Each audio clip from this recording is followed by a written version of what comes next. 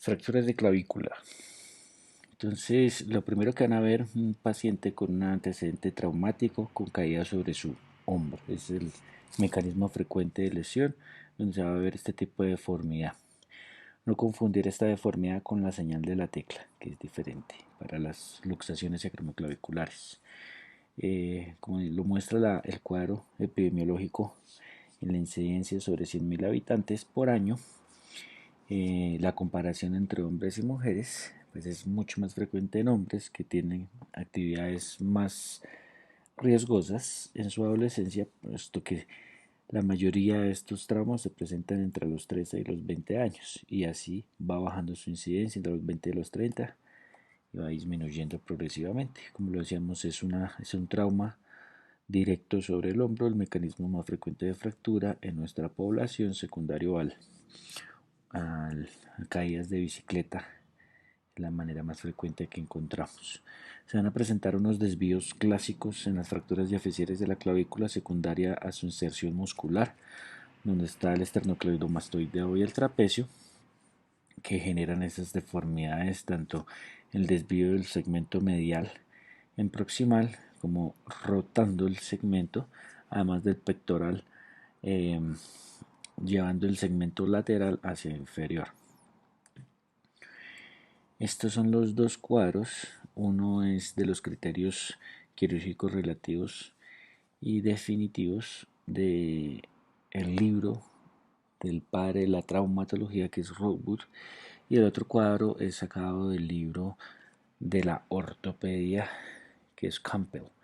Estos cuadritos los tomo acá ya que hay ortopedistas de vieja escuela que consideran que las fracturas de clavícula no se deben operar porque las fracturas de clavículas consolidan, y en cierta forma tienen razón. Las fracturas de clavícula generalmente, no todas, consolidan, pero el problema es las consecuencias de esas consolidaciones, con una anatomía incorrecta, con una consolidación no biológica o biomecánicamente no funcional.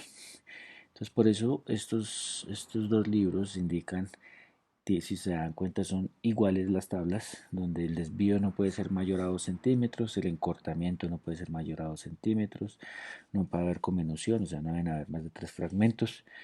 Las fracturas segmentales también son indicaciones de cirugía, las fracturas expuestas, inminencias de exposición, unas deformidades muy evidentes que generan dolor, incomodidad al paciente, la alteración o mal alineamiento de la escápula, y hay lesiones asociadas que de una u otra manera terminan siendo también indicaciones directas quirúrgicas, como que haya lesión vascular, que haya una lesión neurológica, eh, que hayan lesiones ipsilaterales del miembro, como por ejemplo el hombro flotante, que es la fractura de la clavícula asociada a fractura deficiaria del húmero, entonces ipsilateralmente.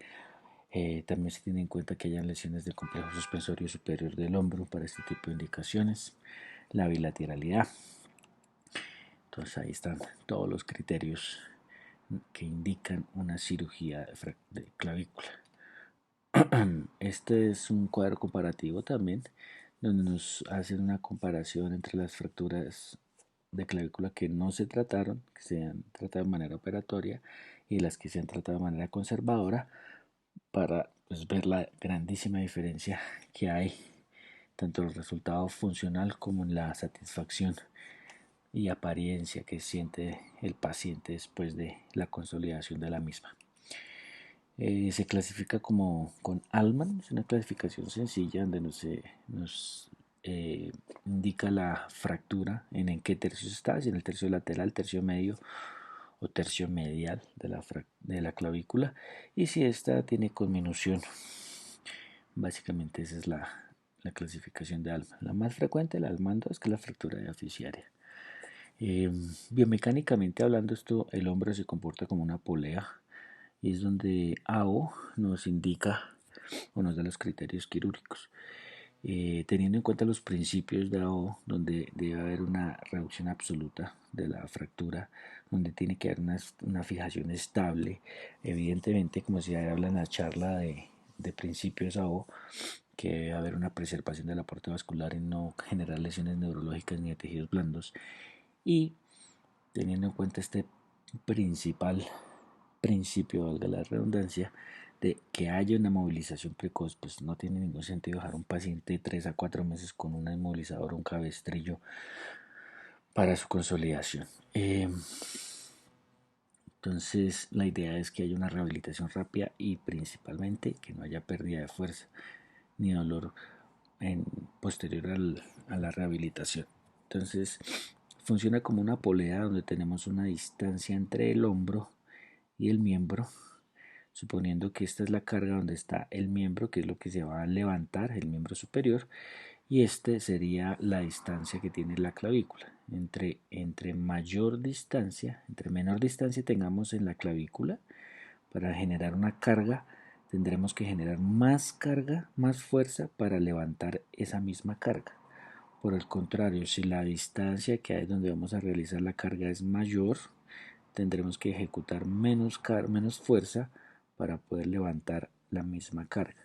Es un ejemplo simple de física donde se demuestra que el encortamiento de la clavícula va a producir pérdida de fuerza de ese hombro.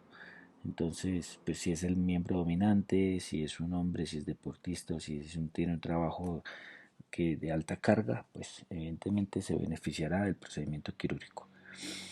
En el dado caso que no cumpla con los criterios quirúrgicos, es decir, que tenga un desvío mínimo, que no haya encortamiento, entonces sí se podrá tratar como manera conservadora y se hace con este dispositivo que es un 8 posterior o con un cabestrillo, que puede ser un cabestrillo simple o un cabestrillo de 3 puntas, dependiendo del que usted tenga preferencia. Si decide el manejo quirúrgico, hay dos maneras. Se pueden utilizar placas de reconstrucción, se pueden utilizar placas anatómicas. Esta usted la puede colocar anterosuperior o la puede colocar anterior a la clavícula. La posición anterior es más difícil de colocar, más incómoda, pero genera menos incomodidad para el paciente al no quedar. A veces quedan esos pacientes que son delgaditos, se quedan notando la placa que pues, infelizmente después tendrá que retirarla si queda molestando, que eso no tendrá en este tipo de técnica, aunque es una técnica mucho más difícil de hacer.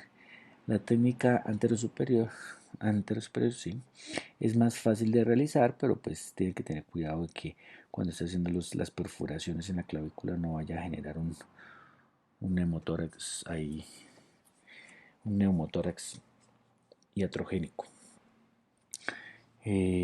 Otra técnica es colocar unos TENS que hay intramedulares de la clavícula, que inclusive también se puede hacer con clavitos de Kirchner.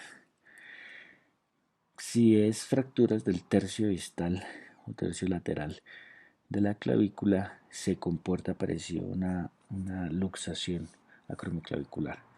Cuando hay esas lesiones, puede que esté extra articular y no tenga compromiso los ligamentos, que será más estable para reducir, o inclusive se puede estar combinado la lesión, ¿no? Que haya una fractura y luxación. En esos casos te puede ser unas placas que se llaman plaquitas de golf o placas de bloqueadas laterales de clavícula, de tercio lateral, que son específicas para este tipo de fracturas. Bloquear el tercio distal o tercio lateral de la clavícula es una manera, y la otra manera es utilizando las placas gancho también para reducir este tipo de lesiones. Entonces aquí tenemos una placa anatómica de clavícula para fracturas diafisiarias y aquí una placa para fracturas del tercio distal, que son diferentes las plaquitas.